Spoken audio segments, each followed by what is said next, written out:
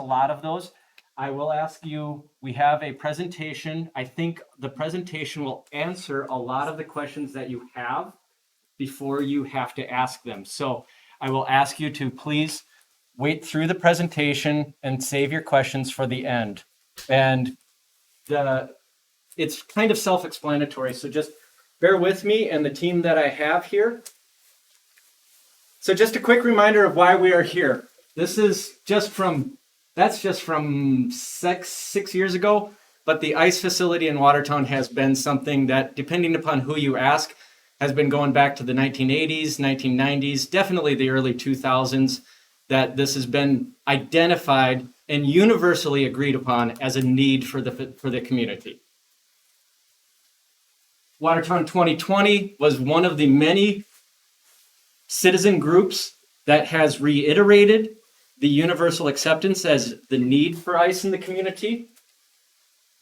And just to remind people, it's about kids and quality of life. We'll have more on that later. But it's also recreation for all ages and all seasons. This is not just a winter facility. Granted, that's what the focus is, but it's not limited to that. And it's not limited to just kids or just the user groups. This is the entire community. It's open skating. It's technical college kids. It's people going on dates. You'll hear a lot more about that from the Park and Rec people as well. So a word about the Ice Committee's process.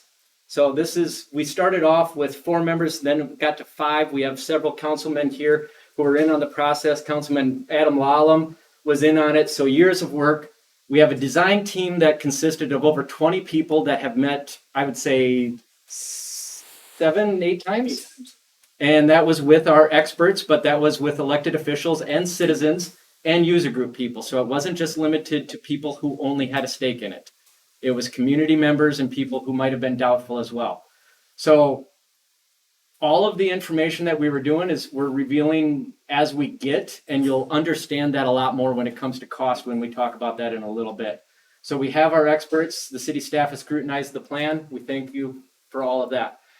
We anticipated some of the questions. Yes, we're trolls on social media, just like a lot of people are. So we're just going to address them straight up, okay? Because we don't want any lingering questions that we haven't done our due diligence, that we didn't ask the tough questions that the community or some skeptics might have. So some of those are we building the Taj Mahal? Why shouldn't we spend our money elsewhere? With costs so high right now, With costs so high, is now the time to build? Should we wait and hope for costs to go lower? Can we afford to build it now? Can we afford to operate it now? Why not build just one sheet and add on later? Why not build onto the mace? Why not build a shell and improve it later, like add seats and save costs up front and then add them later? And will my taxes go up? These are just some of the questions we anticipated. We'll address those. Our team, this is who you're not going to hear mostly from me. You're going to hear from the experts because that's why we hired them. So starts with Tom Betty, our architect. Please raise your hand. This is just his ice experience in the last few years. We're talking NHL arenas. We're talking multiple around Minnesota and all over the Midwest and the nation. Widely considered a national, if not worldwide, expert in building ice arenas. Dick Strasberg, current notable operations. Dick, please. He's also the two that I want to point out because they'd be the most that people would know about: Target Center and Target Field. This guy has experience on the highest level that the world can possibly do, and we've got him here in Watertown. One thing I do want to say, as crazy as the economic times are right now, there are some benefits for Watertown. Arguably, we have no business getting these 2 experts to come to Watertown, South Dakota.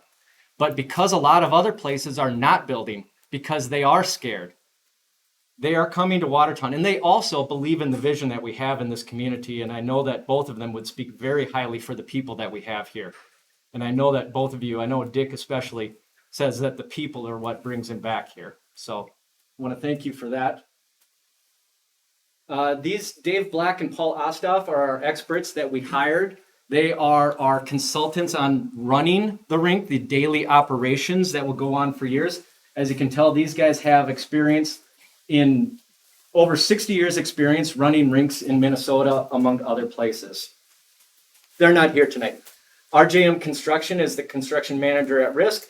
Just a few of the places that they've built: Minnesota Wild Practice Facility, St. Louis Park, Raymer Parks, Shakopee Ice, Hopkins Pavilion, Treasure Island. That's just one of their pages on ice out of like 5. Jody Driscoll in the back of the room, please wave hi, Jody. Take note, I am not hired. She is doing this as a volunteer process. And for our first guest, I'm going to bring forth Catherine Danforth, the head of the Convention and Visitors Bureau, to talk a little bit. I know a lot of you believe in the process and the project, but it bears repeating how much of a big deal this is for the community. We're not doing it just for a limited focus upon just a user group. No offense, user groups, but we believe in this for the community of Watertown, and Catherine will speak to that. Thank you, Mayor. Like Reed said, my name is Catherine Danforth, and I'm the Convention and Visitors Bureau Executive Director. For those that don't know, the Convention and Visitors Bureau is responsible for bringing people to Watertown to essentially spend money and increase our tax revenue. So with that, having a facility such as this multi-purpose ice facility would be extremely beneficial to our community, as I'm sure many of you would agree. Just a few statistics for those of you that aren't familiar with, I'm going to use hockey as an example, although this is for many other organizations as well. But on average, a hockey team has about 14 players per team. Each player has approximately 3 other individuals that will travel with the player to tournaments. So just think of that, 14 times 3, that's 14 times 3 people eating in restaurants, staying in the hotels, and spending money in Watertown.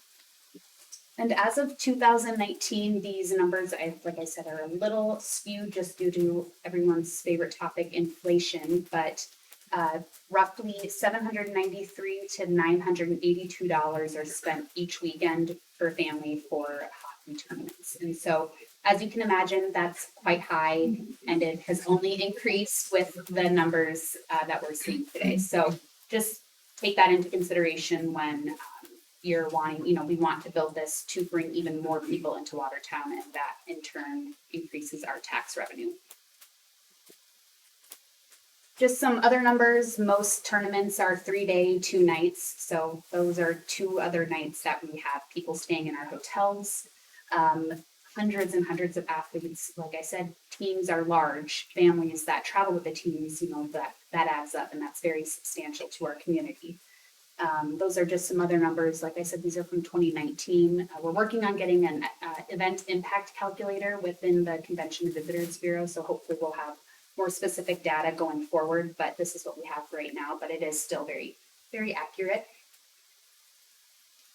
This is a chart speaking on the hotel occupancy. So just percentage-wise, this past month in May, 53.96% of the hotel rooms in Watertown were filled in the month of May. So we have 794 hotel rooms in Watertown that contribute to the Bbb Tax, the hotel tax, which is an additional $2 per room per night for each hotel room that is filled. And so if you think of that, looking at the chart, it's kind of hard to read, but the lower months of occupancy are November through March. Between this past year, we're still recovering from the pandemic, but about 49%, just under 50% in November, and down to 35% of our hotel rooms were filled in January. So if you think of having an ice facility to this magnitude, how it would benefit people coming into our community to hopefully fill those hotel rooms, which in turn will help our hotel occupancy numbers. And then this is the third penny, the Bbb tax, otherwise known as the booze, board, and bed tax. It's the additional tax on your alcohol purchases, the hotel rooms, and eating out at restaurants. These numbers have just skyrocketed the past few years, and with a facility like this, they can only get better. Just year to date in 2022, numbers are up over 7%, and that's just through what we have the numbers of through April. So we hit $1 million last year, which is the first time Watertown ever hit $1 million in the third penny sales tax. And having a facility like this would bring more people to Watertown. They would stay in our hotels, they would eat in our restaurants, and they will maybe buy some adult beverages. So, and I think that's all I have. No, just Oh, just one more. Oh, a lot of numbers on this slide, but hundreds of thousands of dollars can come into our community each weekend when we have tournaments of the magnitude of hockey tournaments. and keep in mind you really can't have a hockey tournament without 2 sheets. So all of this is money that other communities get. I know most of you know that we're paying Brookings to use their ice. So this is just an example of money that we can be bringing in and not taking out of our community. And then just one more for you. Oh, another slide. Youth sports. It was a statistic from Don Schumacher, who is the executive director of the National Association of Sports Commissions.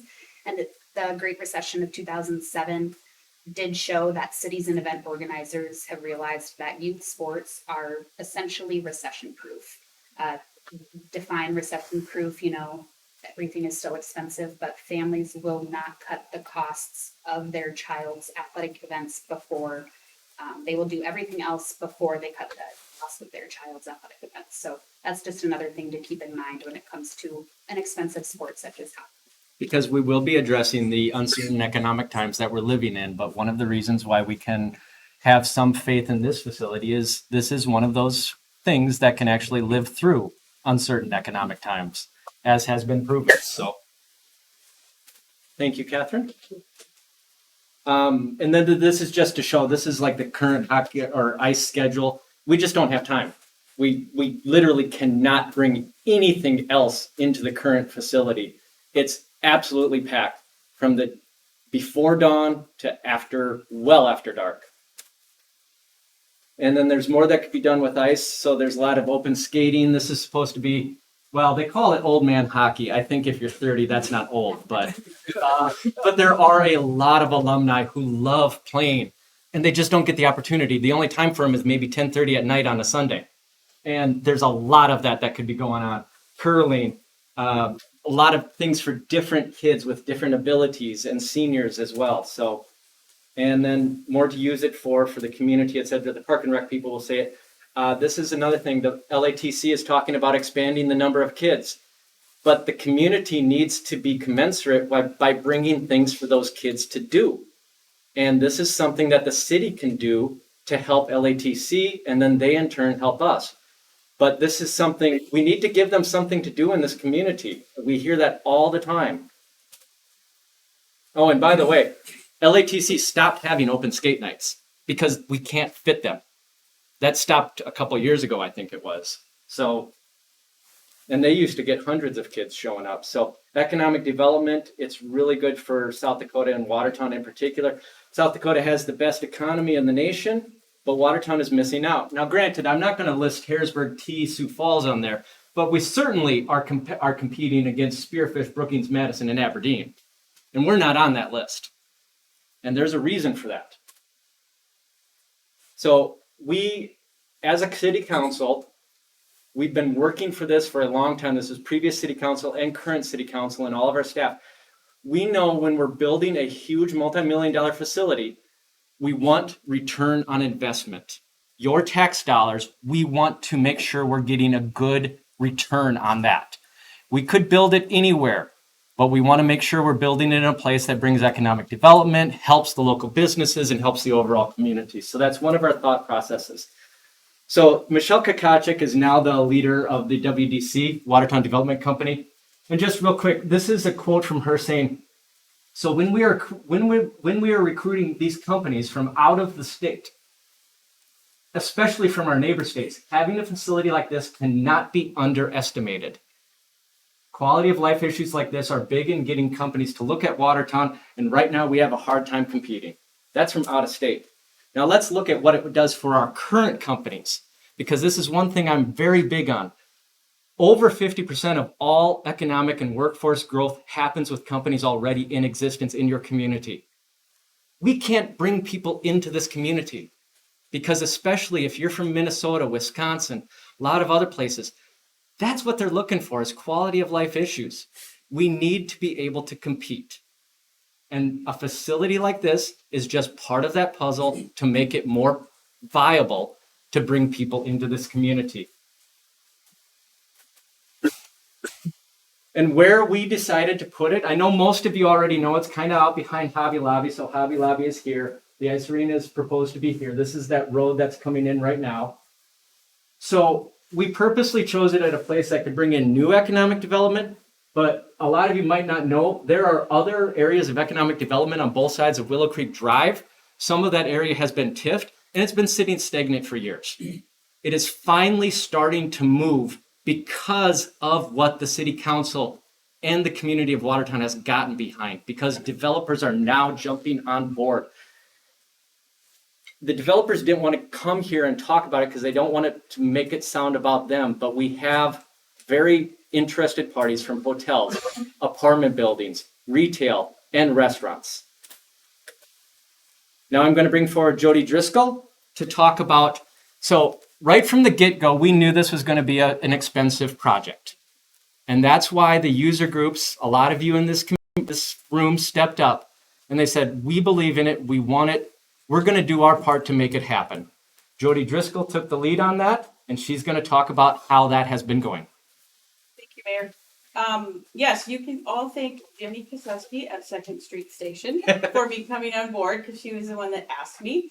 And at first I thought she was just going to ask for a donation, and I thought, yeah, let's do that. And she said, no, the user groups are committed to this, and the user groups are the hockey club and the figure skating club.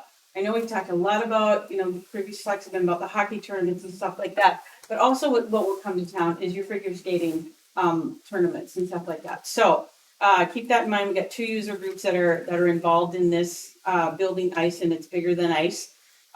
So I got involved, and our goal was 5 million, and we are at 8 million. Wait, let me call up the slide. Yeah, oh, there you go. Sorry. Yep. Jeez, I got this. There you go. You're at 8 million. Yes.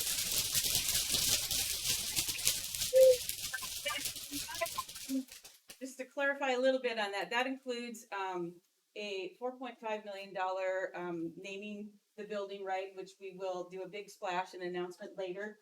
It includes some 6-figure gifts. Scott and I are included in that with that Watertown Board. We got a few banks. There's a construction company that's involved in that. First Premier Bank. I'm not sure how much I'm supposed to say on this, so that will all be revealed too. But as you can see, we've got local businesses. I look around the room and I can probably point fingers and go, yep, they've been asked and they've donated. And we still do, it's still going on. So there's a lot of businesses out there. The volunteers are the hockey people and the skating people that have stepped up, and they're out asking businesses. It's taking a little bit longer than we anticipated, just because I think they're putting some thought into this. They're figuring out, this is good for the community. They know that. It's just what can they contribute. And I know there's a few in the room that we do have some bigger asks out, so hopefully this will help them spark their interest and passion in that, getting on board with this. We will have a donor wall. So you will be recognized in the lobby, and you'll see some of the plans of that coming up. Pledges can be over a 5-year period. So that's why the city kind of has to plan for that too, is that the money is there, but it won't be accessible. It'll come in increments over the 5 years. And that is hoping, and that 8 million, I'm just going to throw it out there. I think we could probably get to 10. So I'm just going to put that out there right now. I'm such an optimist. Well, and actually that's a good segue, because most of you will address the total overall cost, but the city, we've made it very public. We're in for 25 million. We've got a $20 million bond. We've got money that was left over that was earmarked way back when we built the wellness center and the softball fields. We had money that was supposed to be used back then for an ice arena. It never got built, but the money had been sitting there. So overall, the city is in for 25 million. The rest of it has to be raised. Okay? So that's why You say we can get to 10? I think we've got to. Yep, I think we have to. Exactly. And that's where we do have, like I say, we've got the asks out there. We're still asking. We're going to try and get a hold of, we're not going to try, we're going to get a hold of alumni. Because I think, they're at the age where they have the disposable income and they still have the passion. Probably have grandkids in the area. We've already have a handful of those that have already reached out to us. And, happily, there's been some that have reached out there. I mean, we haven't contacted them. They just said, here's $10,000. Our son played back in the 80s. So that's awesome. Then one thing I want to point out too is that Scott and I didn't have, our two kids were not in hockey or skate. We're not privy to that world. But I do hear, a family has 3 kids in hockey. They're dropping the first one off at 5:30 in the morning, picking the last one up at 10:30 at night. So 2 sheets of ice is so crucial and so critical. And this building, this arena is going to solve that problem. And the user groups, I mean, I think it's brought them together because they were always fighting, they're still fighting for ice time, but this will alleviate that also. So it does, it takes a whole community, that old adage, it takes a village, it really does. And Scott and I know that it'll be a benefit to us as, for our business. Our customers are going to be sitting in those seats and, paying the sales tax and that kind of stuff. So it's a win-win for everybody. And I would be remiss to, say anybody's welcome to pledge. So you can go to the Build It Now on Facebook. I think I'll end with that. The one thing I do want to point out, the money is contingent. Mm-hmm. Almost all of these donations are contingent upon this being built either now or in the very near future. The money goes away. You tell us what the future of Watertown Ice is going to look like if we let $8 million of pledged dollars vanish right now. It's just going to make it, we know how difficult it has been to get it even to this point. If we now back out and tell everyone that has donated, sorry, you might believe in the city of Watertown, but we don't, what's that going to say? So there's the donor wall. Some cold hard facts. I'm a Minnesota Vikings fan, so I always point this out because it's as close to the Mace Arena that we can get. The Mace Arena is going to fall apart. It should have collapsed years ago. How that old lady is still running, we don't know. But we are operating on borrowed time. And it is going to collapse. We just don't know when. And when that happens, we're going to face one of 2 options. We can build it in a panic when we have absolutely no choice about how we're going to proceed, or we can become a city without ice. And the cost of waiting is very expensive, and I know Amanda can speak to this. So Amanda, if you want to come forward, you're going to have to talk a lot more anyway. This is just, okay, we just have numbers from 2016 on. We had several failed attempts to build ice even before this that cost us money, where we've been hiring experts and architects, and we've been getting site prep and all of that stuff. So Amanda, take it away. This is, and I do have the slide for this year as well. Sure. So this is just a quick accounting of the dollars that have been spent. That does not include staff time, council time, since 2016 on trying to get an ice arena built. So as you can see, we've worked with different architect groups. We've worked with Tegra Group before, different consultants, different construction firms. And from 2016 to 2020, in a 4-year span, we spent nearly $300,000 trying to figure out how to build an ice arena. Time really is money. And if you want to go to today's, these numbers are as of April of 2022. So this is what I would call the second round. I'm relatively new, so I think there were lots of rounds that happened before I came. But round number 2, we're in at, so we have $500,000 for the land purchase, $6,000 and kind of incidentals, $375,000 to our architect, and another almost $200,000 to Tegra Group. So we're well over $1 million. So we're at $1.3 million that we've spent in the last 6 years trying to build an ice arena that this community has repeatedly said is important and we want to have. So to go back to a previous point from the mayor, we have heard from people, well, let's wait it out. Tom and Dick are going to talk a little bit more about the economics and the market, but it's clear that the waiting just continues to cost us valuable dollars, and we can't keep switching gears. So that's where we're at today. I don't know if you wanted me to say anything more. No, and I know, there's experts. Councilman Beeler, Councilman Danforth had worked on the Wellness Center. We'll address that as well. Getting any big project going in a city has a lot of soft costs up front. Is that how you refer to it, Bruce? There's a lot of prep work, and a lot of people forget how much money we've already spent on failed starts. So when we're as close as what we are now, I would just ask, do we want another failed start? Oh, and then, sorry, now I'm bringing up the Park and Rec guys. So We'll exit stage left. just Right? stay frosty. One of the things we do get asked about the mace and what we're going to do with it. So I'm going to. Okay. One of the things we'd like to do, if possible, is convert the Mace Ice Arena into a bigger field house. Obviously, we have one currently right now, but that thing is busting at the seams, just like the current ice arena is as well. It's hard to find time to get people in there. If we converted that to a field house, we'd have much more space. And I guess probably your time to talk about it. I don't want to take all your time. But Yeah, that's okay. as you know, we're very busy. Yeah. 7,000 square feet is what we have in our field house right now. So having if we convert into a bigger field house, that would accommodate so many more people. We could do twice as many things, activities, programs, leagues, birthday parties. That's another big thing. I've had to turn down so many different people for birthday parties, rentals, all sorts of things like that. No different than the ice arena currently. For birthday parties, I would say in this last season, I've turned down over 50 birthday parties that wanted to come in. And I'm that poor guy that has to take that phone call and say, I have a 10 o'clock time available if that would work on a Sunday night. Nobody wants to do that. So we turn down a lot. Plus, we also turn down a lot of just rentlers for ice, that want to come in and just do some practice. Outside of the associations, we're booked solid. We always joke that we fight over 5 minutes a time. That's really true. During the time when school is in session, it's open sometimes. We actually have some renters coming in now. But when school's not in session, it's busy from the morning, 6 o'clock, 5 o'clock sometimes, all the way to 10, 11 o'clock at night. That's all the time. It's no different really than the field house. Right. So we need more space.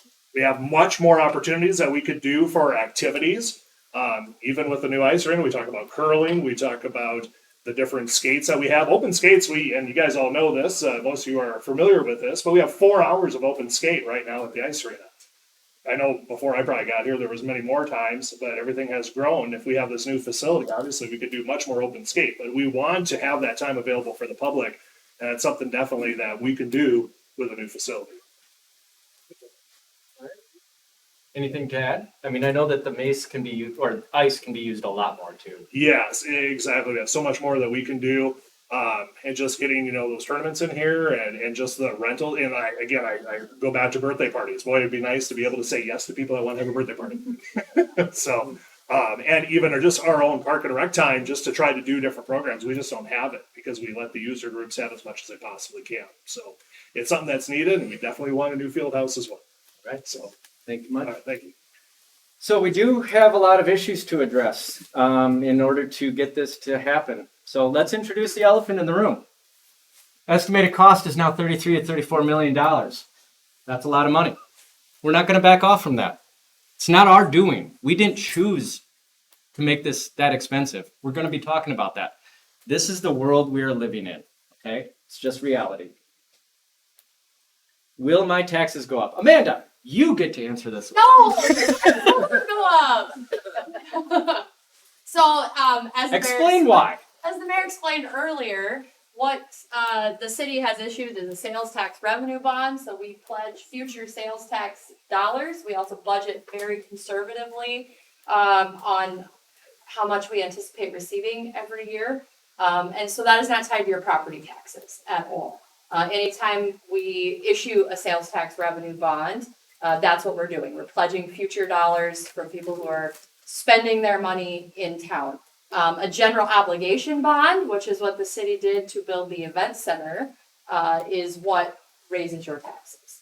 And that's what you vote on at the polls to decide if you want to move forward with that or not. So this doesn't impact you as an individual. I've also had some people ask, well, does the city have the ability to raise the sales tax? We do not. So we are capped by state law on what sales tax we collect. And there's not a mechanism for us to go to the voters and say, hey, would you like us to raise your sales tax?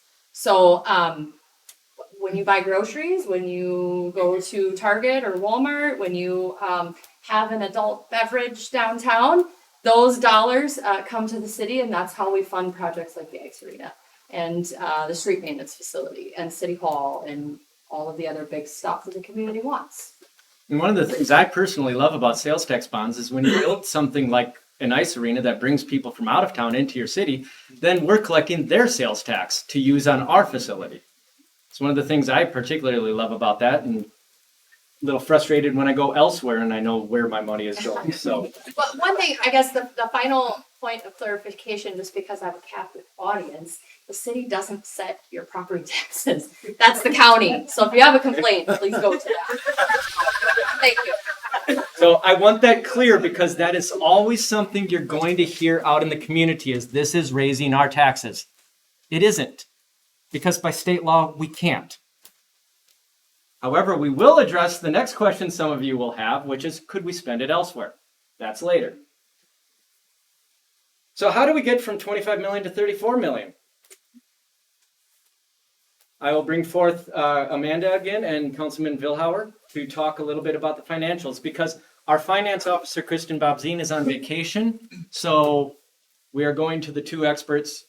I'm out of it right now. I don't know about that. You go right ahead, sir. I'm not sure if you can read this necessarily, but what we've got here is a spreadsheet that our finance officer put together, and let's zero in on this. What we're looking at doing is bonding an additional $10 million for that temporary shortfall. Now, I say temporary because you just heard Jody say it's probably going to take about 5 years to collect the $8 to $10 million in pledges.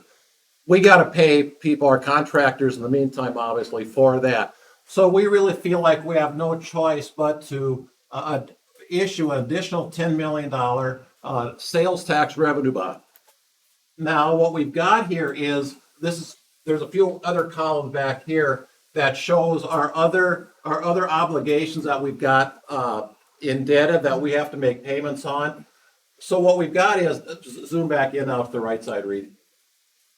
What we've got is we've got a total annual debt service with the $10 million additional starting in 2022, and that's what a 2023, $5,375,000 that we're committed to making debt payments on. A lot of dollars, big dollars. But now we look at what our expected sales tax, the second penny, which is what's driving this, our second penny sales tax, what we'll be generating conservatively. And we're looking at, in 2023, $9.6 million. Now, and then what we've got is a schedule that goes on down. And I say conservative because we budget very conservatively at that 3%. We've been running anywhere from 8 to 12% sales tax growth over the course of the last year. Even through COVID, we grew our sales tax. So we're being very conservative using the 3%. But the point is, if we take the 3% conservative growth minus the committed annual debt payments, that still leaves us between $4 to $5 million that we can now utilize for other things throughout the community, such as road improvements. So the point being is that, yes, we have a lot of obligations, but we've got, even at very conservative growth, we've got the ability to make those payments and still have a fair amount of dollars to operate with otherwise, and not dipping into our reserves one bit. And we're not taking dollars away from other projects that are in the works out there either. So these are good numbers. Now, granted, what it does mean is that for the next 3-4 years, it is going to be tight. There's no doubt about that. We took that one slide out. Sorry, yeah. So the next 3-4 years will be tight. But again, as those donations come in, that is going to drop off a good chunk of debt in a hurry. So we get past that little influx the next 3 years, we're sitting in good shape. And what's nice is we've got most of our big ticket dollar items already committed for and planned for that, not that we won't have other things coming up in the future, but we're sitting in good shape as far as big dollar items that we'll need to provide for within the community in the upcoming year. So with that, I'll turn it back over to you, Amanda. Sure. That was a great explanation. What you see here, so this orange line, if you go back to the big spreadsheet, Mayor. So we have several current bonds and loans that will be coming off the schedule, within the next 5 to 6 years, which also builds the available sales tax dollars. So we believe that in 2023 is really where we'll see the large cushion come back. One thing about the additional $10 million bond, as those donations come in, as those commitments come in, they will go directly into the 212 fund to replenish what was taken out for the bond payments. So this additional $10 million really is to be considered like a bridge loan or gap financing. So we have a plan in place to get the thing built, but also to replenish our own capital fund. The thing that is not included in here, and we'll get to streets later because lots of people have lots of thoughts on streets, is that we do receive annually $800,000+ from the state DOT in STP funds. I don't know what that stands for. You can explain that later. That goes directly towards road improvements. So the 212 fund, which is what is available after sales tax revenue, does cover streets, fire, police, things like that. But we also have an additional $800,000+ that is not calculated on this form that's available to us to improve our roads. Oh, sorry. Go ahead, Glenn. Just one final comment from my perspective. We as council members have asked our finance officer, Kristen Bobzine, time and time again, where is your comfort level with this? And she keeps assuring us that she is comfortable. And if you know Kristen, she is very conservative, very tight-fisted with your dollars, our dollars. That when she says that she's okay with it, that means we take a lot of comfort as council members when she says that. And she has said that at public meetings in the past too. I can't remember the exact dates, but you can go back and she has talked about this spreadsheet. So I'd also just like to comment. So we have this available. We can send it to anybody who wants it. We can send the presentation to anyone who wants it. I know it is hard to read all the way up here, but it's great information. It has been presented publicly before, so this is not new information for anyone.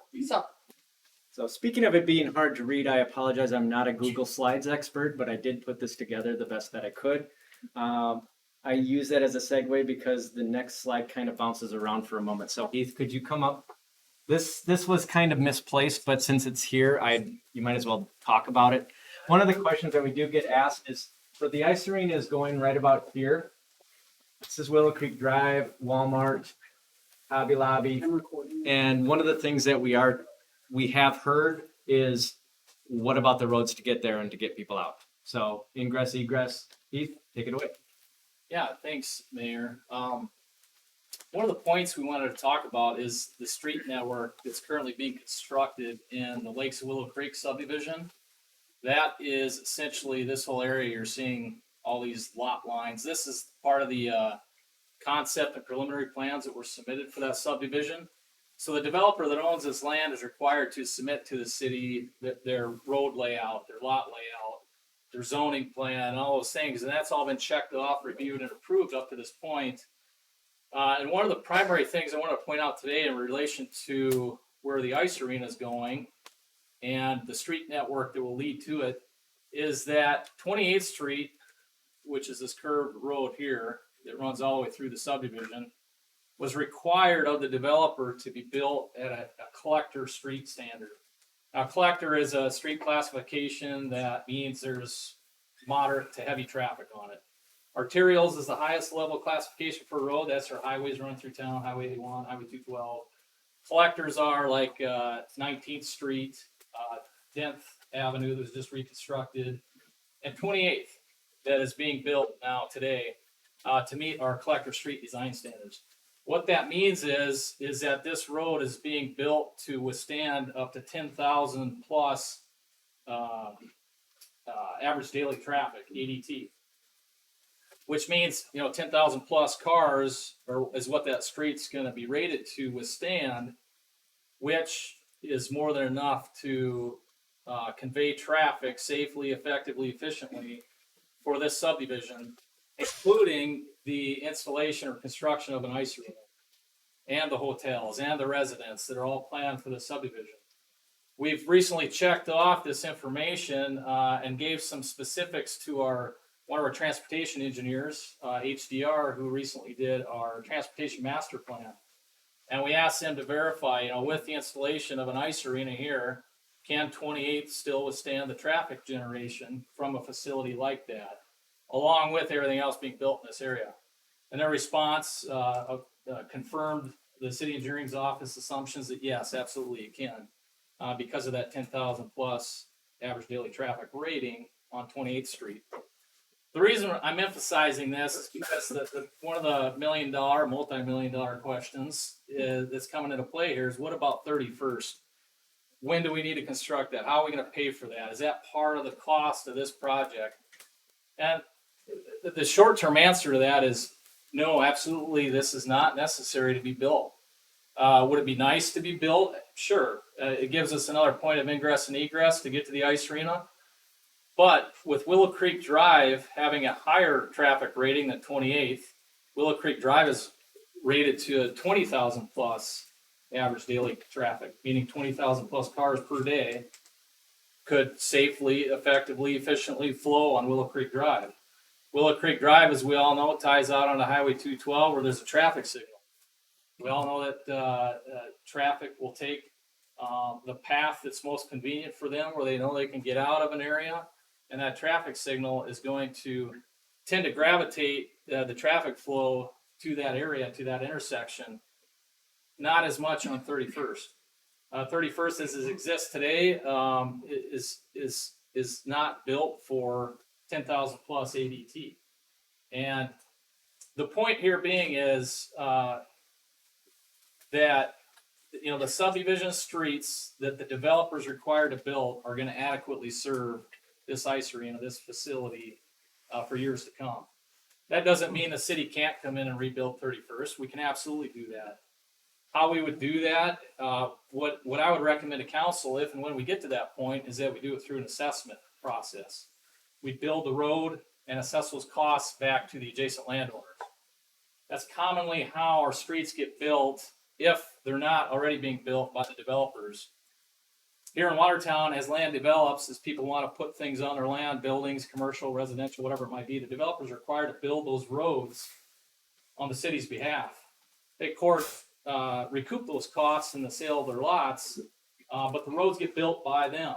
It's not the city that's building the streets up in all these residential subdivisions. It's the developer building those streets to meet our standards, and then we take those streets over for our ownership. Now, this one might be a special exception where we do build it as a city project, but we would assess those costs back to the adjacent landowners. That's one way to accomplish that. We do know that from Highway 212 all the way up to 3rd Avenue, that's a full mile, 5280 linear feet of roadway.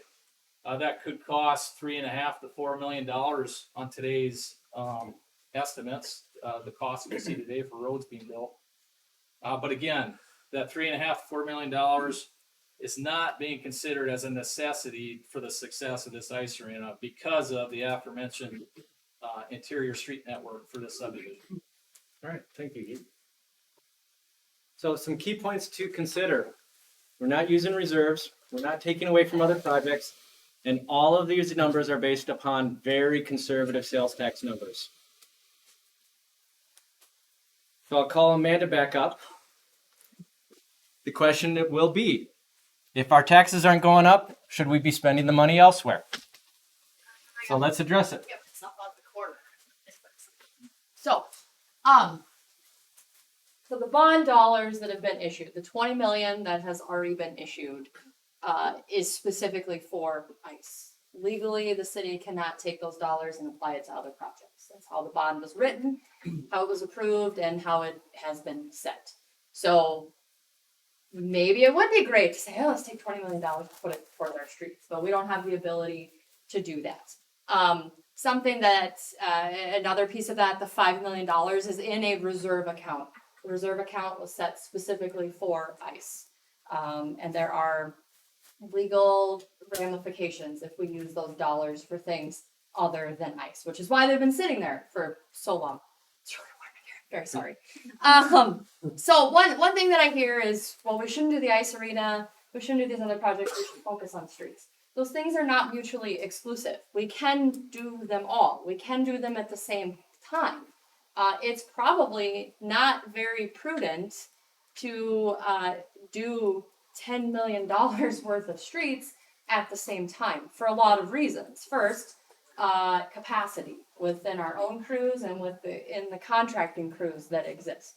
Secondly, we have a pavement management system. Did I get that right? Correct. Pavement management system that we have invested a lot of resources in to help guide our decisions as it relates to the roads. There are some roads in town that need dire attention, and we are working to address them. This current budget year, we doubled the street maintenance budget in order to start addressing some of these issues. Tuesday night, the council awarded a change order to add more work to our mill and overlay schedule, to add a lot more blocks. I can't remember how many, I'm very sorry. So the thing is that we can focus on more than one thing at the same time. And as I think, as you've seen through the presentation, financially, we've also figured out how to make this work. Part of what I've been working with the staff and council on for the last year is being strategic about our decisions and really making sure that we're not making them in vacuums, that we're not focusing on one thing and forgetting about the thing that's coming at us down the road. There will be things that come up that we don't anticipate, but the more we can try to plan and be strategic in our decisions and our conversations and how we spend our dollars, the more we can accomplish overall. Let's see. So limitations on workforce, supplies. You know, we are seeing some challenges with. Yeah, you already dealt with it. I've talked about it. I don't know. But also, sometimes it doesn't make a lot of sense to go in and do substantial, filling of potholes and patches when that street is planned to be reconstructed in 2 years anyway. So we try to get everywhere we can, but it's not possible to be everywhere all the time. But I think the key takeaway is that we understand how important streets are to the community, and we are investing ample time and resources and dollars into the streets and using the data and information we have to hit the most critical areas as they become. And it's not just streets. If you're out in the community and someone's saying, well, if you build that, you're not going to build X thing that I want. They're not mutually exclusive. The money that has been earmarked for ICE can only be spent on ICE. It's not a choice of spending it elsewhere. So, yeah, anyway, so that's the bond that we have is limited to that. That's by law. So then the question is, should we build it somewhere else? Well, we have a looming end-of-life crisis for the Mace Arena. We already established that. We have the donations. Those are the two things. We either use the donations now or we lose them. So, sure, you could argue maybe there should be a higher priority in the community. But do those have the end-of-life issues and the donations already piled up behind them? What does it cost to operate? So this is from our experts that we hired. This is, again, conservative estimates. This is based upon at peak hour, $180 ice time an hour. Okay? Now, some people have been throwing out numbers of 200, 220, 240. This is based upon $180 for peak time, less for off time. Okay? And basically, the only thing you have to look at is it does show we will be subsidizing the ICE operations the first year for $23,000. I would like to ask one of the Park and Rec guys to tell us how much are we subsidizing the Mace for right now?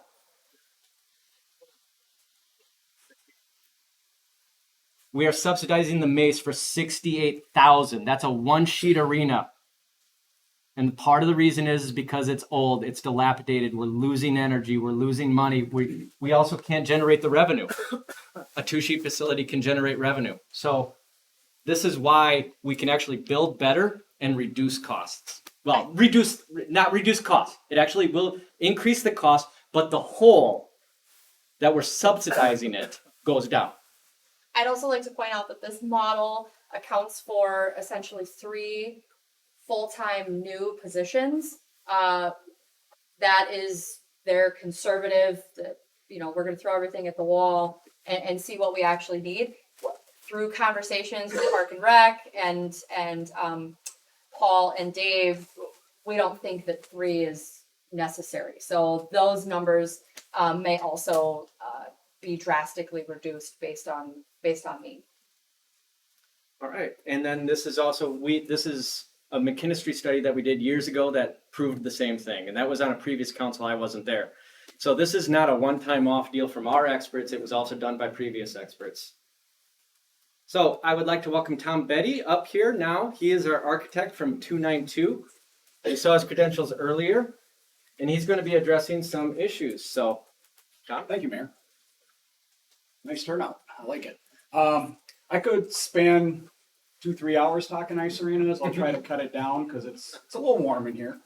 But a lot of questions come up when we're designing these ice arenas as far as because they're expensive buildings. I'm not gonna lie, they are expensive buildings. The one nice thing about an ice arena, people pay to use them. So they are your one kind of community thing that's provided that people pay to use. So that's a positive. But what has driven ice arena costs? We have inflation. But from when I first did my first ice arena back in 1994 to today, so it's been a lot of years, 40 plus ice arenas, the codes have changed tremendously. Okay, you can't build your existing ice arena anymore. There is no ventilation in that building to speak of that really does anything. So from a health safety standpoint, all of those things, it's not a good environment. So you look at that, the codes have changed, and for the better. Energy codes have come into play. Refrigeration types have changed, made different things. So now we're using 90% of our facilities ammonia refrigeration. Used to be R22. That's what you have in your existing facility now. R22 is not being manufactured after 2023. You have to buy it used. It's difficult to get, and the expense of that stuff is through the roof. Ammonia is your cheapest refrigerant to buy. And it's also for people, with the environment, it's the most green refrigerant to use. So we have this, I think, very nice looking ice arena here, right? But if you look at it, we're very careful in how we design this building. And Reed, if you want to jump to the floor plan, we can step through these other ones. What I've learned through 30 years or so of designing ice arenas is how to be efficient on it. And what I talk to people about, and people in the crowd here who I know, one of the first things I talk about it in the interviews. We're building a better refrigerator, right? Take away the architecture, take away the lipstick, get down to the core of the building. We want to build a better refrigerator. We don't want what you have. We don't want a pre-engineered metal building, fiberglass insulation, and metal panels. I make a heck of a living going around the country investigating everyone's ice arena that's built that way. They're wondering why it's leaking, why there's condensation, why there's mold in the building. It's really easy, man. The physics don't work. And you're asking this building envelope to do a lot of things. You're asking that technical part, a vapor barrier. It's what keeps moisture out, right? That condensation on the outside of the glass. We're asking that to move throughout the season. You can't do it with fiberglass insulation. So we have a good system here. It's precast. We're blessed in the Midwest with great precast suppliers at an economical price. It is the ideal material for building this. Why? Uses rigid insulation, built-in vapor barrier. Don't have to worry about what side vapor drive is coming from. It's technical, but it's important so you don't have mold, you don't have moisture in your building. 2, it's durable. It's a hockey arena. I'm gonna say most damage to a hockey arena isn't done by kids being vindictive. It's being done because it's a heavily used building. You have pucks, you have sticks, you have bags, you have 5-year-olds carrying big bags with sticks. They're coming and going in and out of those buildings. So we're trying to build this building to last, to minimize the city's output in the future for repairs, right? We use heavier gauge hollow metal doors. Why? So you don't have to replace them as much. We use a little better hardware. But that precast is an industrial grade precast, meaning I'm not spending money on making it pretty. We put some reveal lines in it to break it up. And then, so I talked about the ice arena box. It's that big square right here. That we want to insulate and make it a good environment. The front of this is really your conventional steel frame construction with metal studs and sheetrock, right? Pretty everyday construction. But what we've done is we've added some wall protection in high use areas. Kids are still going to be kids. They're going to be walking through there. It gets a lot of use. The outside of the building, same thing. A lot of people coming and going. You're going to use this in the summer months, winter months. You have to have a durable finish on the outside. So we do spend a little bit of money on what we're calling architectural precast. It's a 4-inch veneer that goes up. It's durable, right? You can hit it. You're not going to break it. You're going to break your hand before you break it. If you look at and analyze the numbers, because I do a lot of these, what you can change in an overall budget of an ice arena by how much glass or brick or stone you put on it is about 3 to 5% of the overall budget. That's it.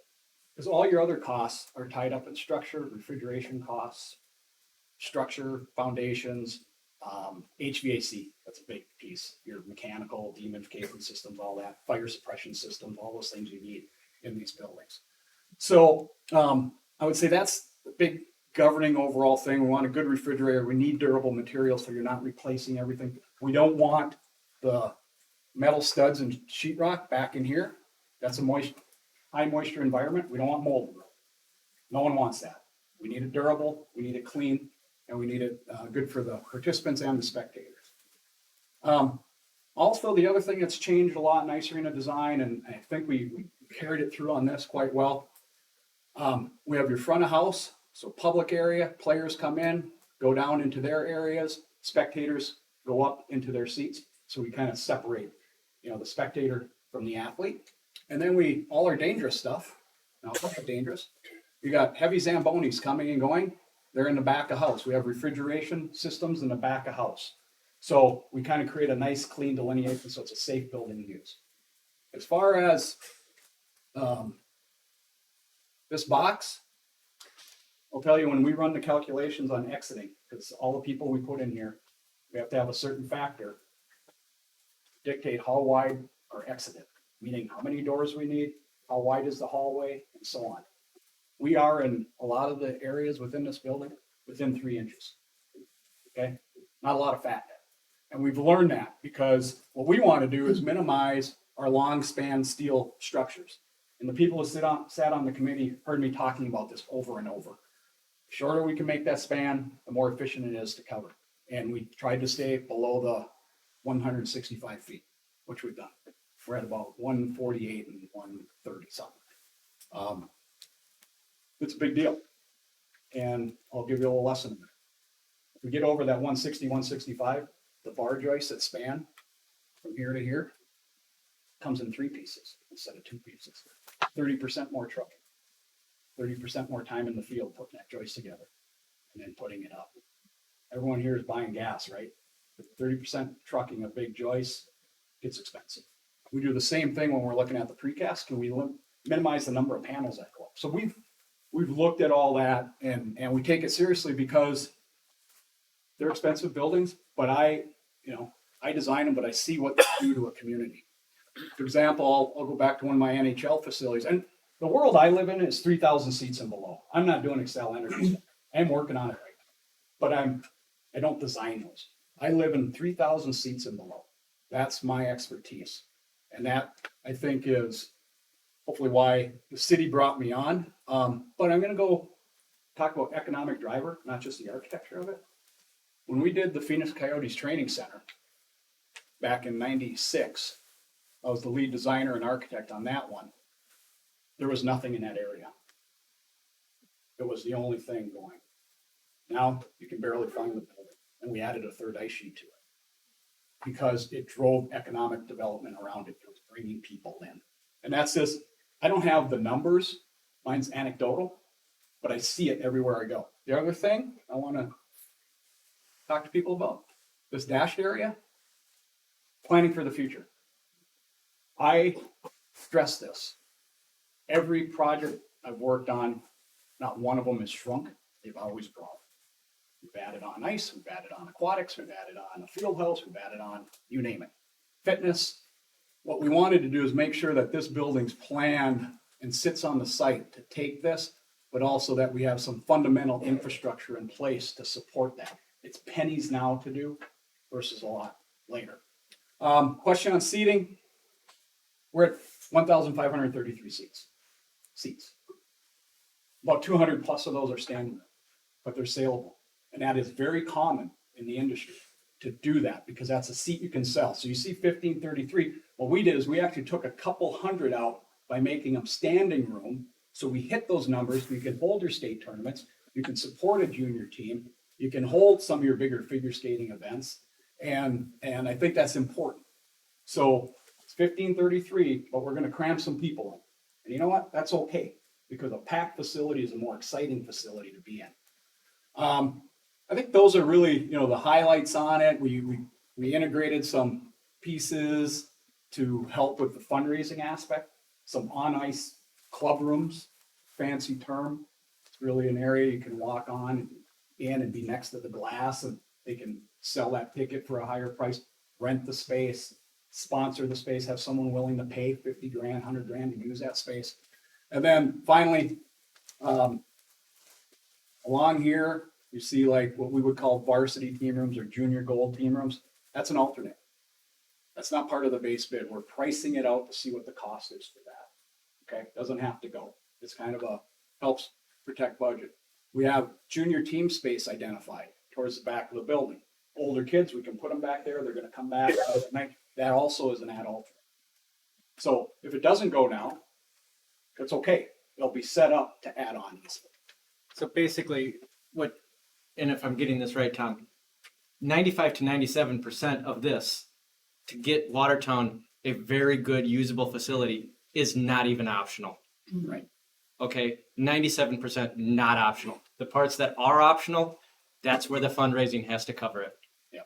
No, I think that's fair. And then it's hard to take, we could talk about taking, reduced seating and getting that out. But if you look at this, all the team rooms, we tuck them underneath the bleachers. That helps cover, take that span, break it down, get the space. So if you take those out, I've had clients do it. Okay, they kick themselves. And I'll give you the communities because it'll cost you twice as much to put them in the future. It's just because now you're working in a enclosed environment on a really expensive ice slab because you got to crane stuff in here. It gets super expensive to do. And then as far as 2 sheets of ice versus 1, this, what we call practice sheet rink 2, is down to the minimum. I mean, we crush that down. It's 253 seats, aluminum bleachers, pretty economical. Finishes in this box, the rink box, as I called it, pretty much sealed concrete floors, clean on the walls, with a little, and rubber in your team rooms where people walk with skates, obviously. So not high-end finishes. In through here, I mentioned a little bit, sheetrock construction, so on. Here's the party rooms, so you can rent those out, big revenue generator, simple to add in. And then we went with some skate carpet in here instead of rubber flooring. 1, it's nice, it helps the acoustics. 2, it's a better price point. So, and it'll make your facility quite unique. Wherever I've used it, people love it. I know that there has been a lot of talk. We won't talk much about the junior team. I have it in here just because it shows the economic impact. $500,000 is a pretty conservative estimate, and that is something that can also add a lot to the excitement in a community when you have a team to get behind, because we don't have SDSU and USD and these other teams that we can get behind. And I'll say to that's becoming a big part of all the ice arenas we're doing, that junior piece, because they're the crew, that group uses the ice during the daytime, especially during the school year. So they're renting ice and you're getting revenue on it. And then on game night, you know, there's a lot of activity between tickets sold, activity at restaurants and those types of things. So you see a lot of facilities, you know, Alexandria, case in point, you know, it's a boom for them. So you've already I hit addressed most of that. You know, I would say facilities that you're in a completely different world. If you cut one ice sheet out, it changes all your numbers. And that second ice sheet is, you know, relatively minimal in cost overall for when you look at the revenue generation, the ability to hold tournaments, and the economic impact. because, and this is not only from Tom but also our operational experts. You could take out like one sheet, but you lose 50% of the revenue because you can't hold tournaments, you can't have extra ice time, and then the decrease that you save is not. I mean, the operating expenses does not drop commensurate to what you're saving.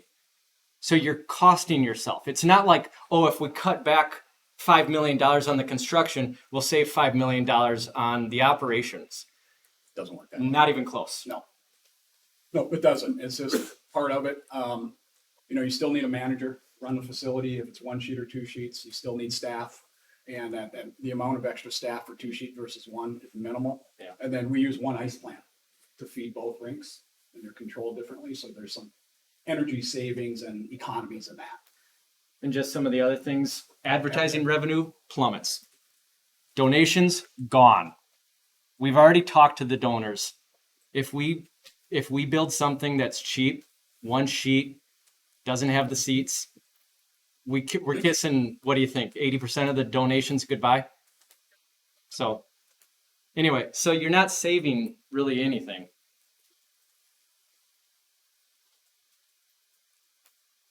And then, so can you build it onto the mace? I did a study on that. Not lately, about 10 years ago or so, right? 15 years ago, long time ago. There's a lot of issues, right? You've been in that arena. Essentially, if we add on another sheet to that, we're going to have to upgrade that facility anyway. So we're now going to pay to tear off things, put things back in, and it'll probably cost you more than building a brand new facility. We see it all the time. Also, if we build that, 1,500 seat arena onto it, the site just doesn't accommodate it. There's no parking.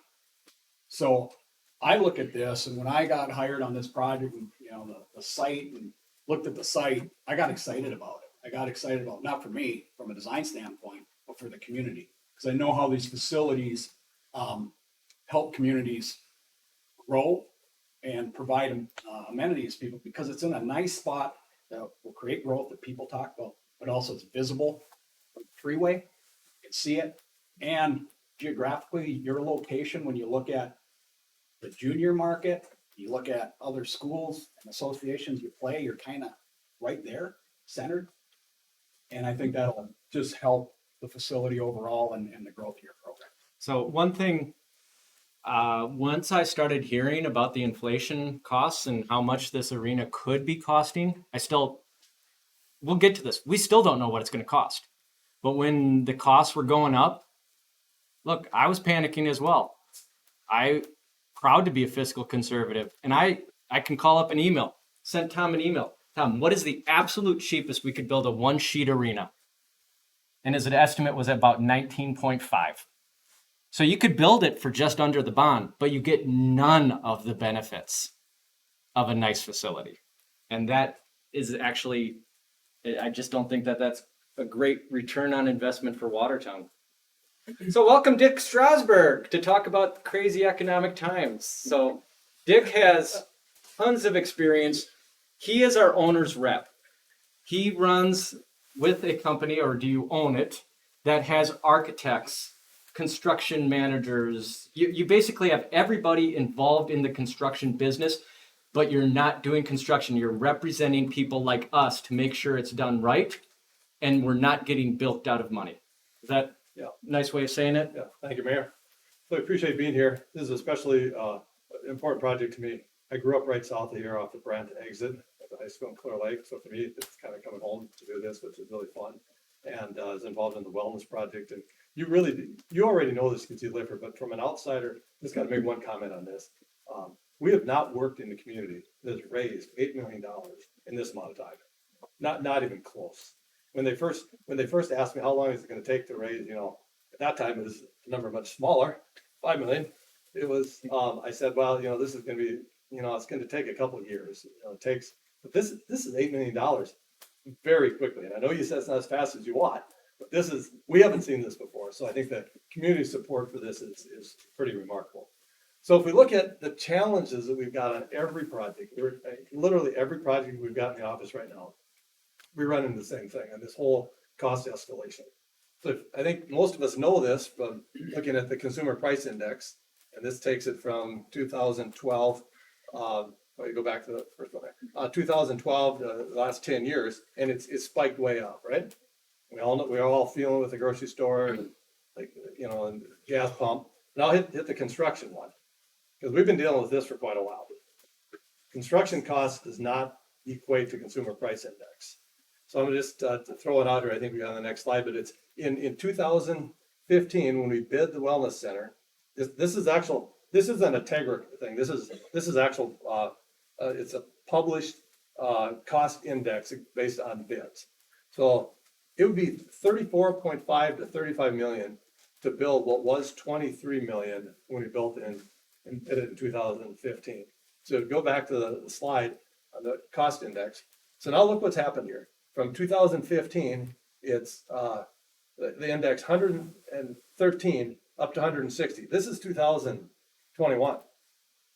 We think this is, if anything, it's tipped up a little bit more even from what you see here from 20 to 21.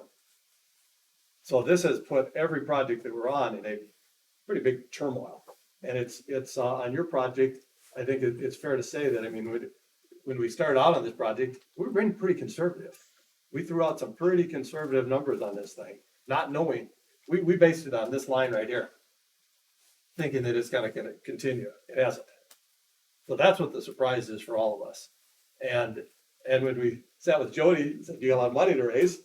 And it's proving out to be the case. Also, I just make another comment too. You're at $8 million right now. We haven't even started construction. Because when people actually start to see it, that's when the more additional funds are coming in. Then people want to be a part of it. It's actually going to happen. Because there's still a hesitancy, I think, now that there's a lot of momentum in this community, but until you actually break ground, there are people that say, no, we don't know if this is going to happen. So I think once you actually break ground on it, then the additional dollars will come in. So I guess the point I want to make here is that the question we're hitting on every project is, should we wait? Let's just hold off. Let's just hold off on this and give it another year. Well, when we look at the this on projects, and we aren't economists. All we can do is look at charts like we're showing you that are on actual bid numbers, and how many in the room here expect that they're going to make less money in a couple of years? Nobody, right? Because there's inflation. We all are thinking that we need to make more money. Projects like this are about 50% labor and about 50% material. What we know is wages are going up. And something I can tell you after being in the business now almost 40 years, I go to these job sites. They're 50 and 60-year-old people working on these job sites. There's way more of them than there are the ones that are in their 20s and 30s. So that tells me where we're going in the future here, big picture, is costs are going up. And I think what you've got in your tech school here, so I think some of those trades, those people are going to do real well, just simply by numbers. Just simply numbers, because where are the electricians, the plumbers, the masons? So we don't think the labor prices are going to go down. Now in materials, we thought that it was going to level out last year. We thought that it's not going to go up any higher. When we look at what's happened with the cost of a roof, for example. So you've got your Terrica plant here that's ironically about the same size of roof as we got on this ice arena. That was $750 a square foot for the roof. What we're looking at now is $1,750. So and also when we talk to the suppliers on it, they're telling us to expect 15% increases per quarter. So we've got real headwinds on this. Right now, the plans are out for bid. We'll see what the numbers look like here in the next weeks. But I think we're fairly confident, not as confident as we used to be when we could pretty well predict the costs. But I think we've done a lot of homework on it, and we think the estimates are gonna come in where, the bids are gonna come in where we have the estimates at. But that's kind of the big picture on it, because that's a question we're asked often. Does it make sense to wait? And I don't know, you can look at the charts. We aren't economists, we aren't gonna tell you what the future is, but we don't think that they're gonna go down. And also, after being in it for 39 years, we haven't had the prices go down yet. Now, what will happen is they might level off a little bit instead of increasing, like last year, it went up over 20%. Will it back down to something more like 10%, or hopefully back down to 3 or 4%, which is which would be more typical energy. That may happen. We don't see that happening in the next year or two. Yeah. And one thing, we've already bid the steel, the walls, and the roof, right? Right. So that's already out. We've already done that. So a lot of this, like anybody's asking you, it's like, hey, wait, where did this number come from? We still don't know the number. Okay, we're not going to know until we take it out to bid. So we're doing the best that we can with a very uncertain economic climate. It's not like we're trying to hide anything. We're just trying to figure it out the same way as the rest of the world is. So this is what we have to find out. We have to take it out to bid to tell us how much it's going to be.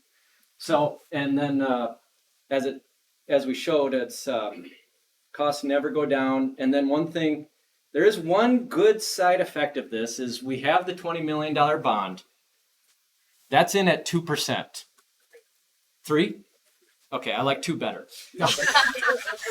We're in for 3. Inflation right now is over 8. People are going to be paying us dollars at 8% inflation. So we're actually going to be paying back our bond with cheaper dollars than what we took them out on. It's just a slight good side effect of inflation. Most everything else is bad. But look on the bright side. And one thing I want to make sure we understand too, that in terms of what's been bid, so we bid out let's call it the box. We've got the concrete walls, we've got the roof, the insulation, and so on. So we bid that out, and what the city is committed to is just doing what we call the shop drawings. That means that there's fabrication drawings. There's nothing that's so in other words, you can cancel the order and just pay for the drawings on it, because we aren't going to commit on this thing until council isn't going to approve. You don't approve until what the whole thing is going to cost, right? So we would do when we get all the bids in, that we'll drill in on that, but we were fortunate on the roofing, for example. We bought that out before it took really 1750 is crazy, right? But it's taken a bigger hike since we bid it out. Same with the steel. So we locked in on those prices, and we can move forward. If you decide to pull the plug, just do it for the shop drawings and without the commitment of actually owning the balance of it. I actually regret, I just came up with a cool idea now. I wish I could have used this and then done a copy and changed the word tree to ice arena and changed Chinese to Watertown. Because if it's one thing we have learned in this community, I love this community to death, but we could have saved, you talk about saving money, it could have been done in the past, but we're not going to focus on that. We're going to focus on what we can deal with right now. Blank slide, that's my fault. So in conclusion, the future is uncertain, but lessons from the past are crystal clear. This solves Watertown's longtime ice problem, which no one argues against. No one argues that we should not have ice. That's pretty universally accepted. Maybe you got 10, 15%. I don't know. But most of the community agrees on that. It helps kids, families, businesses, and overall quality of life. It provides a potentially incredible return on investment. Building it in the future will not cost us less. Reducing the scope of the project, cutting back on the seats, the size, whatever, trying to go cheap, actually it takes away all of the benefits, and it really doesn't save us much money. We lose pledge dollars if we don't act soon, and we have the ability and the opportunity now. We've shown that we have the dollars. We've shown that we've done our math. We have the opportunity like we've never had before. When I got into politics, This was on my desk out in Pier, which is when you remember back then, my first year was this huge budget cuts. And someone put this on my desk that perhaps you're here for a time like this. I know I can speak for my city council colleagues. We're not happy with this number. We'd love it to be cheaper. The community would love it to be cheaper. We know what the past tells us. We know what the future can hold if we have the fortitude to act. For those of you who are not biblically inclined, I'll go with Lord of the Rings. Frodo says, I wish this didn't happen in my time on the council or my time as mayor. I can't do anything about that. All I can do is with the time that I have right now. And that's what I ask all of you to do. You're here in this community now. What do you want for the future of the community? I'm going to call in Amanda to close the meeting and tell us what our next steps are. Okay, so next steps. First, we're going to give you all an opportunity to ask questions, have a general discussion with those of us that have presented. The council is scheduled to meet on Monday at noon in council chambers to discuss and potentially approve the $10 million additional bond that will be repaid with the fundraising dollars. We are scheduled to award the second bid package that Tom and Dick talked about at the end of July. We're scheduled to do a groundbreaking in August, and this arena, barring any other unforeseen complications, is scheduled to be open for the 2023 hockey season. So that's what's next.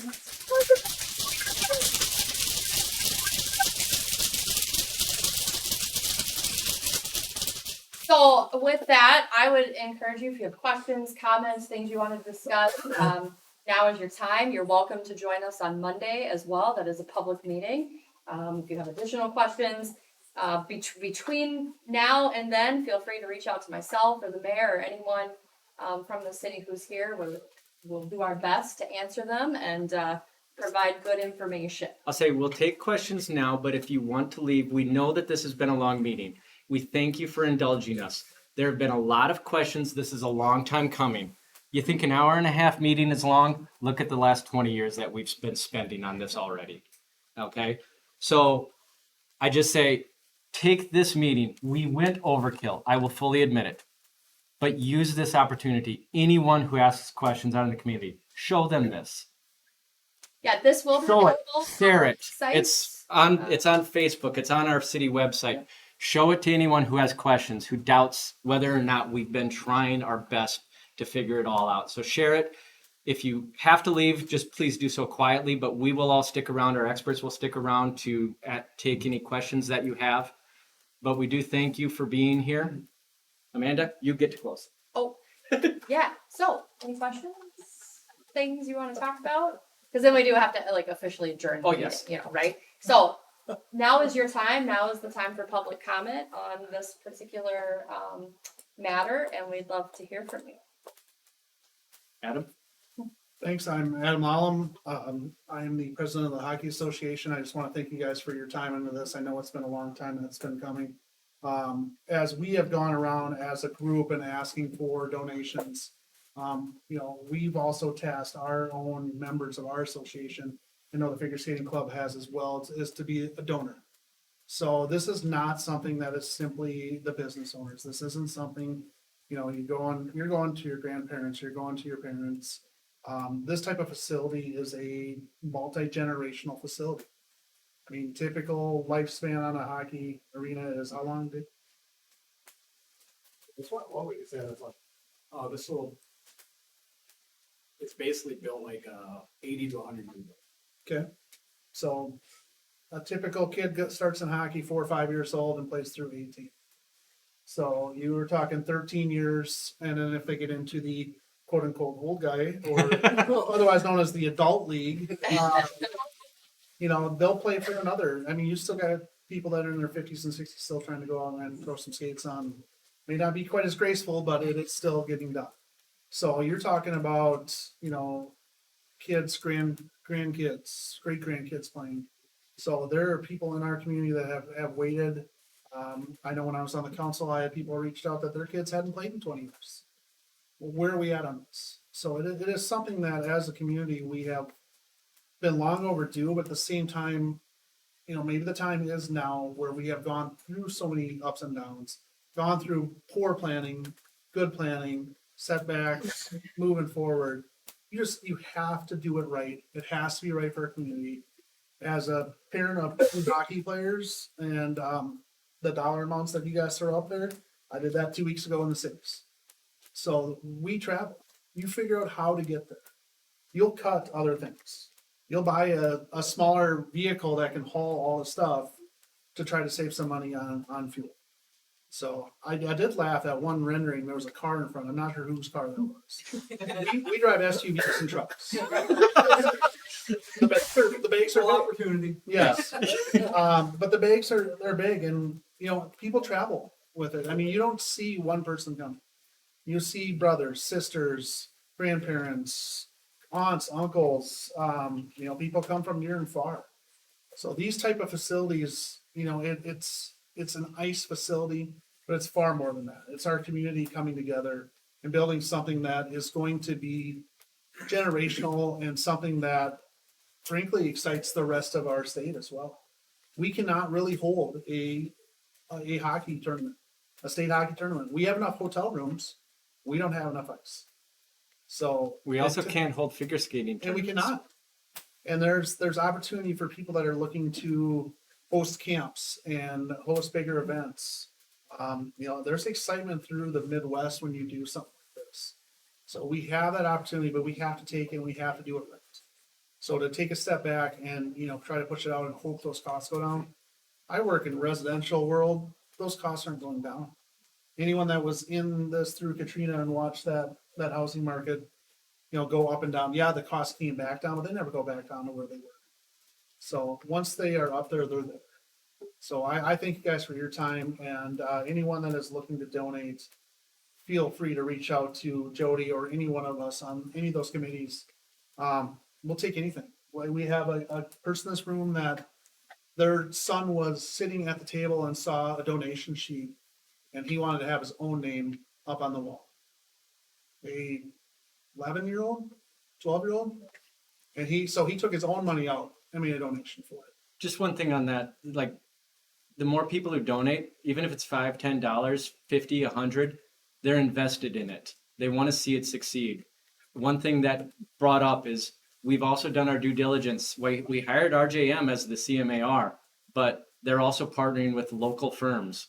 And we will be bringing in more local firms for electricity, plumbing, all of that. These dollars are going to stay local to the best of our ability. In part because we know that we can get in-kind donations from them. But also how this is one of the things that we've talked about. We want this to be a community facility. Having your mom and dad, your brother and sister working to build this just makes it that much more. So that's something that we've also done on this. Vince? I am the old guy.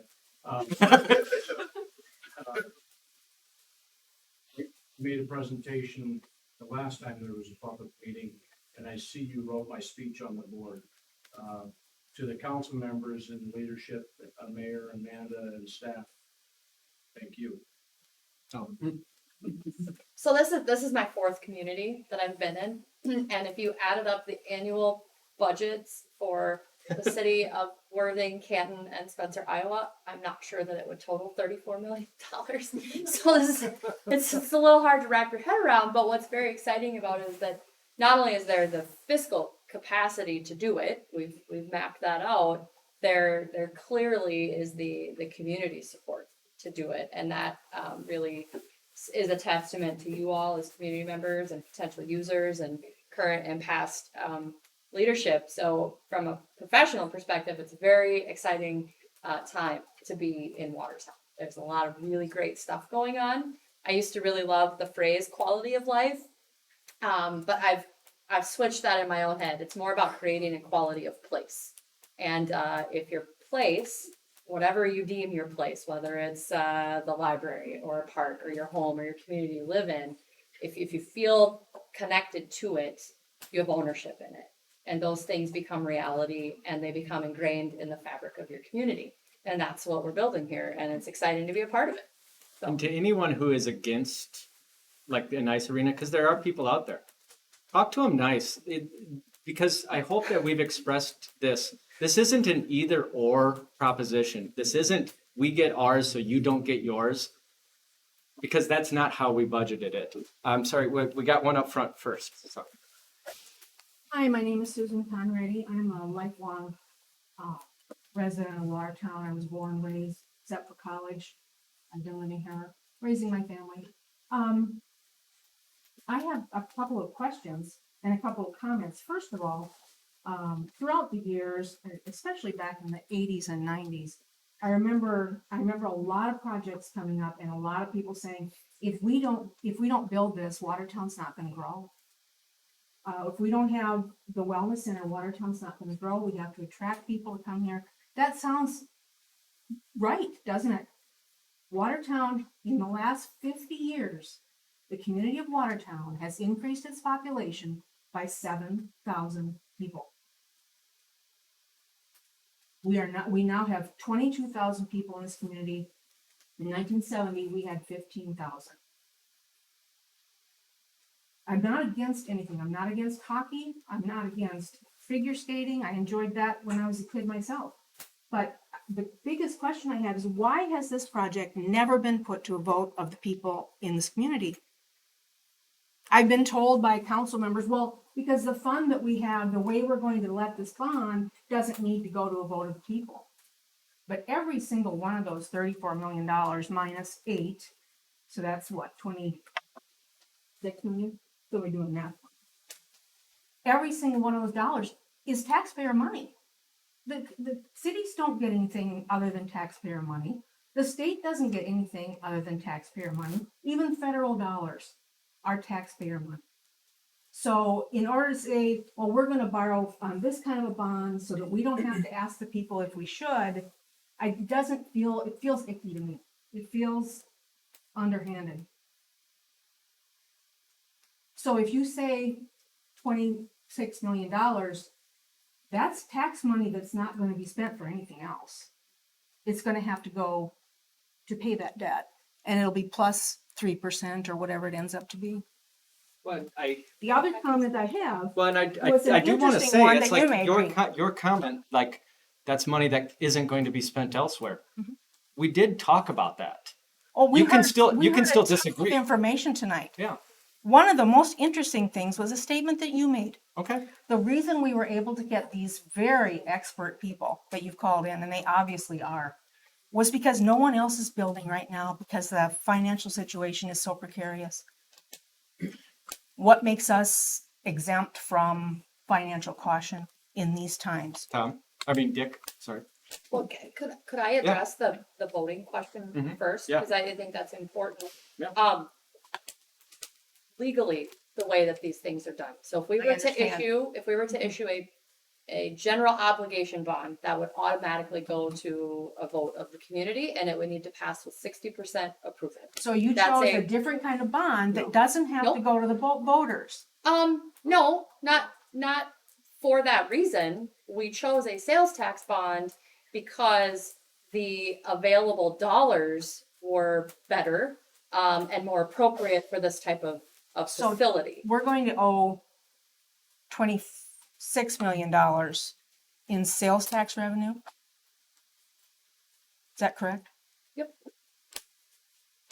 So $26 million is going to be taken out of the pockets of every single person who lives in Watertown and a few others that are going to come here to visit. I understand that. Well, actually, currently, That's still taxpayer dollars. You So- can't count it as right. any. But please let me answer. And my I just question want is to just, answer. why can't the people vote? They can. Then so- why don't we? Well, let me answer. I just want to provide the information. So the $20 million bond has already been issued. The taxpayers, the tax dollars that are being collected will pay back that $20 million.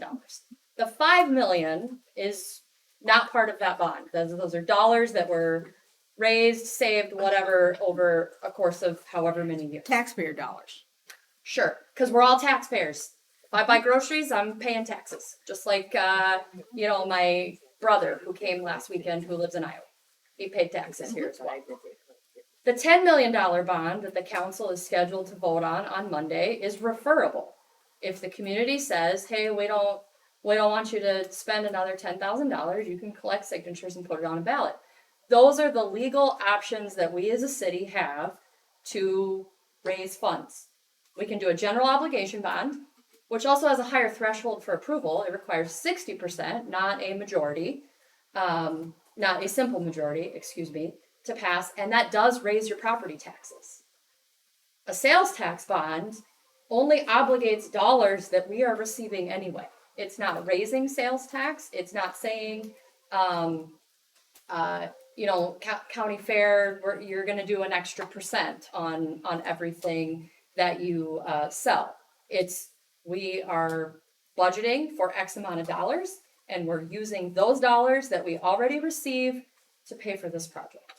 That's why we went the route of the sales tax bond. The $20 million that we already have, that we don't need to talk about anymore, are taxpayer dollars. Yeah, no one is disputing So that. why was this never brought to a vote? No one When you referred talk it. about the fact that it's been discussed for 20 years, never once was it taken to a vote of the taxpayers. What are you afraid of? So first of all, I just want to be clear. It is from a legal and community perspective, it is not the obligation of the city council to put that to a vote. You Should elect be, them, though. but I'm trying to explain the mechanics of it.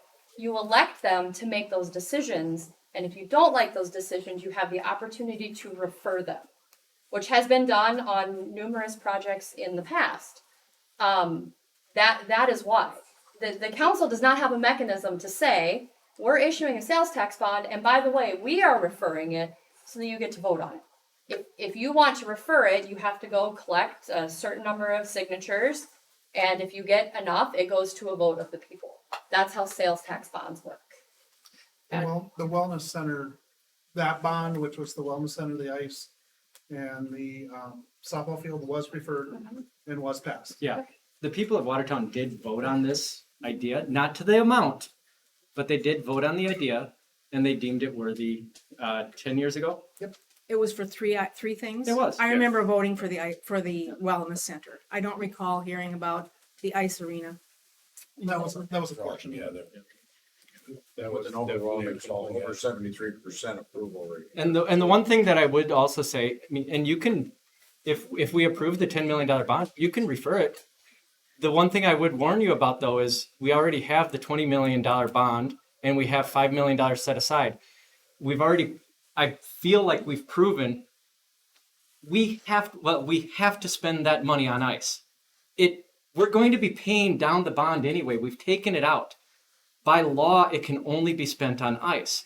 So you could refer it and deny us the $10 million that we're going to get back in pledges anyway. But what you're going to accomplish is letting us build a one-sheet arena that we've already proven, I think, returns no investment to the city of Watertown. So, Reed, you still haven't answered why you said I that asked everyone else Dick is if he wanted avoiding to. building right now, I but guess- we're gonna go forward with it. I guess I'd have to kind of disagree with that. We're seeing more public projects than I've ever seen in my career. You take this federal dollars combined with the local dollars, and we're seeing much more. And as a company, we've never done this many public projects because there's so many that are going forward. And it's community centers, it is fire stations, police stations, public courthouses. So we are seeing just a lot more. And personally, the reason I'm available, and probably where you got the comment from, is I said that the reason I'm personally available, I'm in my 60s now. I'm not doing the big projects anymore. Allianz Field in St. Paul is the last big one that I've been involved in, and I'm personally not taking on. As a company, we are. I'm personally not. Plus, coming to my hometown here to do this is pretty fun too. So my point was, we're lucky to have the people that we have. I'm sorry if I misspoke. I am far from perfect. Everyone knows that. Sorry. Well, I think you made a good point. Did we answer your questions about the voting? I have a couple more questions. Sure. Talked about there will be ice time for the public. How much and when? Well, Park I and can't Rec answer guys? that right. I mean, That's part of the pro forma that we're producing. Yeah. What, I can't tell you exact times or how much now. So there might be, No, there's a possibility There that there will will be. be ice time for families that are used, for, Yep. during times that are proper for families. Yep. Not 10 o'clock on Sunday night. Right. Right. We do have a question in the back of the room. Well, I as well. didn't have a question, I just had a comment. Okay. I thought it was a real life example. I just moved here from Minnesota. Part of the reason we actually moved at Watertown was kind of the promise of the new ice rink. So just I'll let you know that we also brought a small business with us as well. Happy to be a part of the comments. There are some people, that do look at that stuff.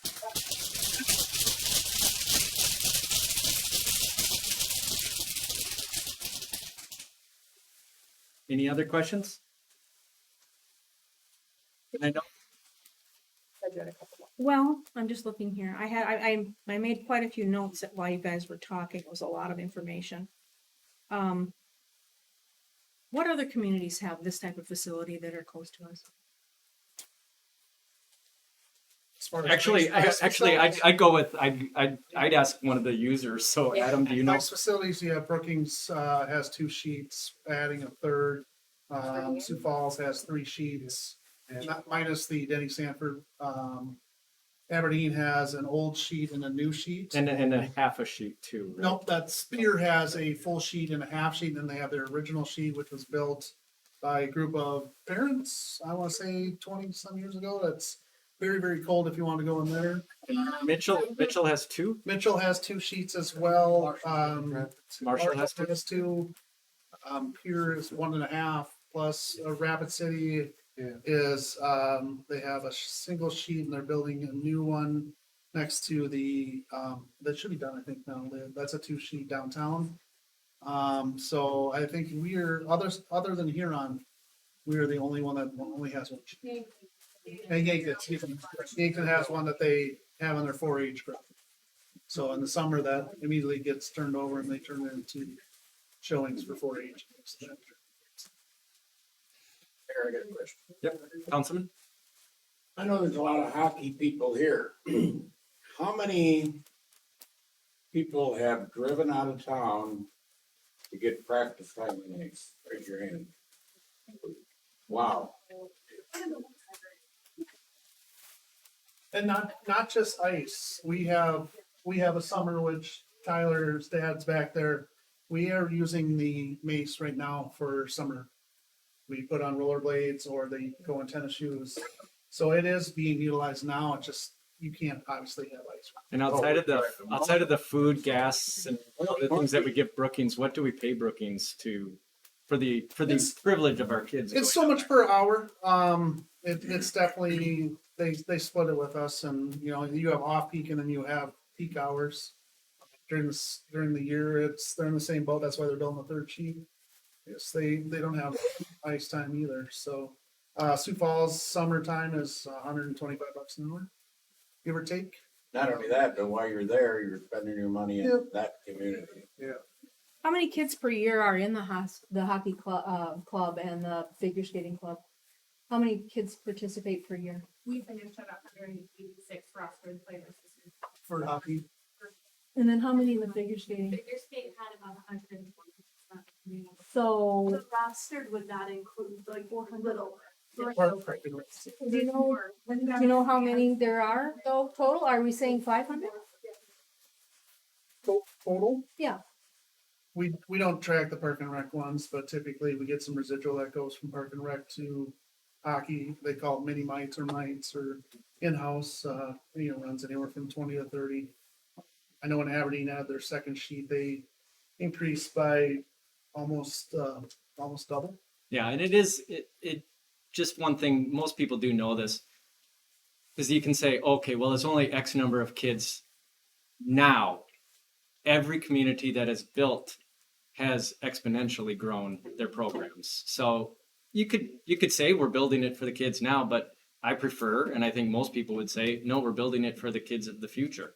So I just want to say for figure skating, we had like 70 the year of COVID, and we grew the next year, and we think we're gonna keep growing. And then the ice rec program with figure skating, it's just.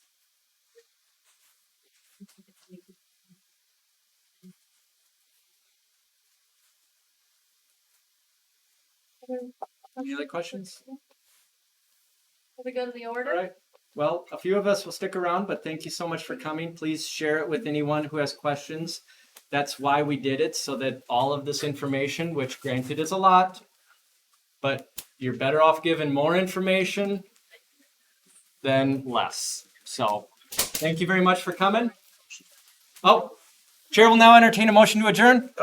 Made by Councilman Danforth, seconded by Councilman Beeler. All those in favor, please say aye. Any opposed, say nay. Motion, we are adjourned. Thanks, everyone.